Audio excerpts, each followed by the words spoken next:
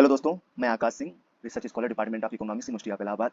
आज हम UGC net economics के एक इंपॉर्टेंट टॉपिक जो कि कमेटी से रिलेटेड है, जो हर साल के यूजीसी नेट के एग्जाम और अदर एग्जाम में भी पूछा जाता है। 1 से 2 सवाल इसका हर साल आते हैं आपके एग्जाम में।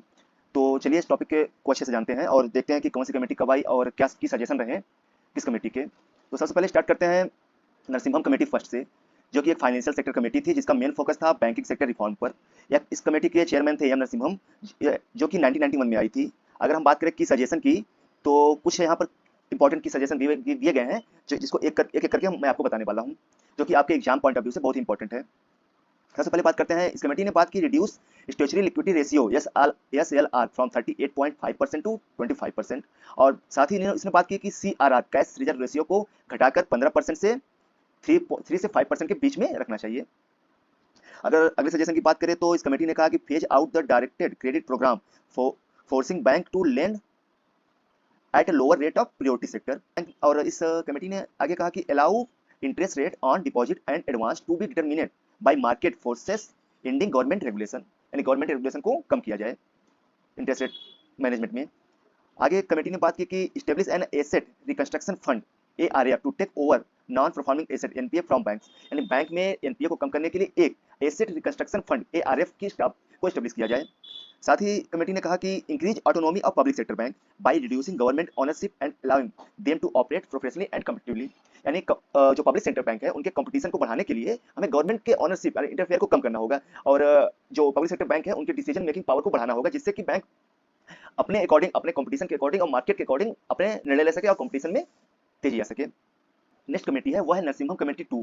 यह कमेटी भी फाइनेंशियल सेक्टर रिफॉर्म कमेटी थी और जिसका मेन फोकस था बैंकिंग सेक्टर में रिफॉर्म लाना। इस कमेटी के भी चेयरमैन एम नरसिम्हम थे और यह कमेटी 1998 में आई थी। तो चलिए देखते हैं क्या थी नरसिम्हम 2 कमेटी की इंपॉर्टेंट सजेशन। तो सबसे पहले थी narrow banking, allow banks with NPA to invest in risk free asset temporarily, यानी कि रिस्क फ्री एसेट यानी को कम करने के लिए, यानी एनपीए को कम करने के लिए पब्लिक सेक्टर बैंकों को नैरो बैंकिंग स्टार्ट करनी चाहिए। Recommended the divestment of government ownership in public sector banks to enhance autonomy, यानी बैंकों की ऑटोनॉमी बढ़ाने के लिए गवर्नमेंट जो ओनरशिप है वो पब्लिक सेक्टर बैंकों में कम की जानी चाहिए।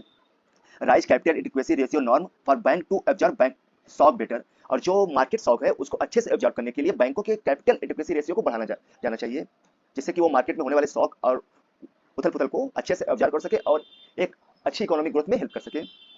कमेटी ने आगे कहा कि encourage the consolidation through merger but warn against the merging strong banks with weak ones, reform RBI role to act mainly as a regulator and remove the ownership of the bank. Committee ने आगे कहा कि RBI का जो role है वह regulator का होना चाहिए, ऑनरशिप का नहीं होना चाहिए, जिससे कि बैंकों की ऑटोनॉमी बढ़ सके। और साथ ही कमेटी ने कहा कि एनपीए को 3% के लेवल पे लाना होगा 2002 तक। अगला सजेशन था कि increase the minimum capital requirement for foreign bank to entering India from $10 million to $25 million, यानी कि अगर कोई फॉरेन बैंक इंडिया में आता है तो उसकी कम से कम मिनिमम जो कैपिटल रिक्वायरमेंट है वह $25 मिलियन के बराबर होनी चाहिए। हमारी जो अगली कमेटी है वह रंगाराजन कमेटी। यह committee financial sector and bank sector reform committee थी। इस कमेटी के चेयरमैन थे सी रंगाराजन। यह कमेटी 1997 में आई और यहाँ पर कुछ इंपॉर्टेंट सजेशन दिए हुए हैं इस कमेटी के, जो कि हमारे एग्जाम पॉइंट ऑफ व्यू से बहुत इंपॉर्टेंट है। चलिए एक एक करके देखते हैं। कमेटी ने कहा reduce fiscal deficit to lower interest rate and foster investment in and growth. Committee ने की जो नेक्स्ट सजेशन थी वह थी कि एफआरबीएम एक्ट एक फिजिकल डिसिप्लिन बनाए रखने के लिए fiscal responsibility budget management act को लाना चाहिए, जो कि इंडिया में फिजिकल डिसिप्लिन को बना के रखेगा। आगे कमेटी ने कहा कि promote financial sector reform including liberalisation of interest rate and entry of new player.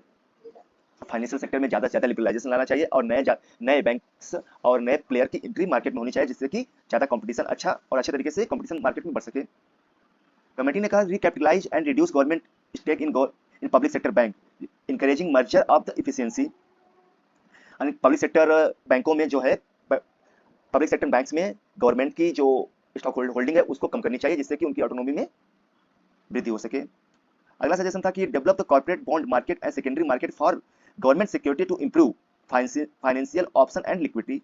Committee ने कहा कि सेकेंडरी था बॉन्ड मार्केट में गवर्नमेंट सिक्योरिटीज को इंट्रोड्यूस करना चाहिए, जिससे कि फाइनेंशियल ऑप्शन और लिक्विडिटी में वृद्धि हो सके।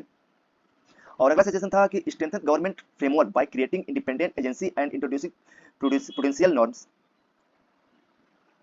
तो ये रही आज की कुछ इंपॉर्टेंट कमेटी और उसके सजेशन तथा कमेटी के कौन चेयरमैन थे और किस ईयर में कमेटी आई, और इसी तरीके के और भी ज़्यादा इंपॉर्टेंट इकोनॉमिक्स के वीडियो और टॉपिक के बारे में जानकारी के लिए हमारे चैनल को फॉलो कीजिए।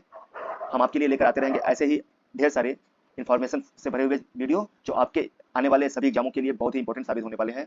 Thank you so much.